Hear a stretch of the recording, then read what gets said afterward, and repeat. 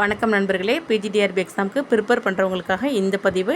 நம்ம வந்துட்டு already சைக்காலஜியில் டெய்லிக்குமே question answer வந்துட்டு அப்லோட் பண்ணிகிட்ருக்கோம். வாங்க இன்றைக்கி வந்துட்டு சைக்காலஜிலேருந்து ஒரு 10 கொஸ்டின் இல்லைனா 15 கொஸ்டின் பார்க்கலாம்.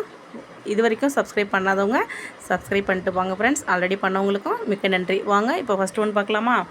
ஒரு ஆசிரியர் ஃப்ளிப்டு கிளாஸ் ரூம் முறையில் பாடல் நடத்துகிறார். அவர் மாணவர்களுக்கு வீட்டில் வீடியோ பார்க்க சொல்கிறார். வகுப்பில் பிரச்சினை தீர்வு செய்கிறார். இது எந்த கற்றல் முறையின் எடுத்துக்காட்டுன்னு கேட்குறாங்க. எதுன்னு பார்த்தீங்கன்னா மாறிய கற்றல். செகண்ட் ஒன் பாருங்கள். ஒரு பள்ளி விர்ச்சுவல் ரியாலிட்டி லேப் அமைந்துள்ளது. மாணவர்கள் 3D ஸ்பேஸ் டோர் அனுபவிக்கின்றனர். இது எந்த வகை கல்வி தொழில்நுட்பத்தின் பயன்பாடுன்னு கேட்குறாங்க. மெய்நிகர் யதார்த்தம். ஓகே, தேர்ட் ஒன் பாருங்கள். ஒரு ஆசிரியர் ஓலேப் மூலம் சயின்ஸ் எக்ஸ்பிரிமெண்ட் நடத்துகிறார். இது எந்த கற்றல் சூழல்னு கேட்குறாங்க. ஆன்லைன் கற்றல் சூழல். ஓகேவா, நோட் பண்ணிக்கோங்க.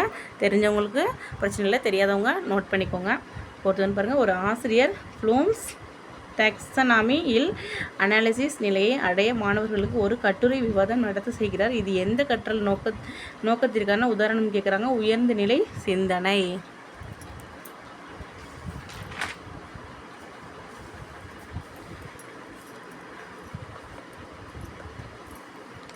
ஃபிஃப்த்துன்னு பாருங்கள். ஒரு ஆசிரியர் ஆடி மாடலை பின்பற்றி ஒரு பாடத்திட்டத்தை வடிவமைக்கிறார். அவர் தற்போது எவல்யூவேஷன் கட்டத்தில் உள்ளார். அவர் என்ன செய்கிறார். செயல்திறனை மதிப்பிடுதல்.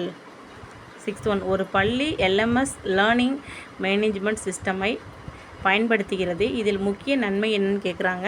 கற்றல் முன்னேற்றத்தை கண்காணிக்கும். செவன்த் ஒன் பாருங்கள்.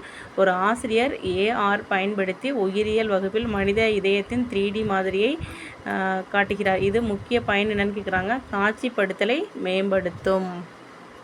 ஓகே, எய்த் ஒன் பாருங்கள். ஒரு ஆசிரியர் ப்ரோக்ராம்டு லேர்னர் மெத்தடை பயன்படுத்துகிறார். இதில் மாணவர்னா படிப்படியாக முன்னேறுவார். ஆன்சர் நோட் பண்ணிக்கோங்க. Ninth one. ஒரு ஆசிரியர் சிஸ்டம்ஸ் அப்ரோச்சின் பின்பற்றி கற்பித்தல் திட்டம் அமைக்கிறார். இன்புட் பின்வரும் கட்டம் எதுன்னு கேட்குறாங்க. செயல்முறை.